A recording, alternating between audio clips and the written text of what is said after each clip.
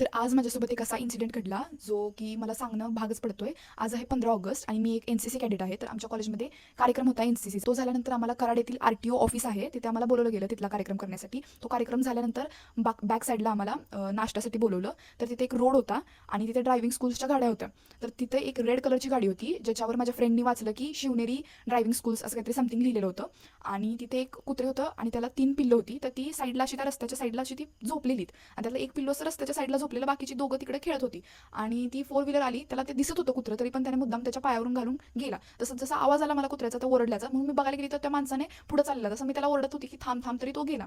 मग मी खाली जाऊन बघितलं तर ते कुत्रं खूप ओरडत होतं जोरात जोरात. म्हणून माझ्याकडे पाण्याची बॉटल होती, त्याला मी पाणी वगैरे दिलं. मग मी पळत लवकर आतमध्ये गेले. तर तिथं सगळे नाही म्हटलं तर 20-25 सगळे ऑफिसर्स होते, पोलीस ऑफिसर्स, ज्यांच्या खांद्यावर 2-3 स्टार होते. तर त्यांच्याकडे मी गेली, त्यांना सगळ्यांना मी सांगितलं असा असा इन्सिडेंट झाला. मी खूप रडत होते त्या टाईमला.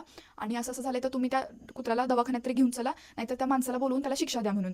तर त्यातला फक्त एकच पोलीस आले ते, आणि ते बाहेर आले आणि त्यांनी बघितलं तर ते कुत्रं एवढं ओरडत होतं, तरी पण त्यांनी काहीच केलं नाही. नुसतं म्हटले की नाही, हे आता गेलंय, संपलं, नुसतं असंच म्हणून त्यांनी सोडून दिलं आणि त्याचा जीव गेला त्या कुत्र्याचा. त्यांनी साईडला उचलून टाकून दिलं, बस, बाकी काहीच केलं नाही. म्हणून मी गेले आत, तिथं सगळेजण ऑफिसर्स बसलेले, त्यांच्यापाशी जाऊन त्यांना मी म्हटलं की सर, तुम्ही जर काही हेल्प केली नाही तर तुमचा तर आम्ही आदर्श घेणार आहे, तुम्हीच नाही करत आहे तर कसं.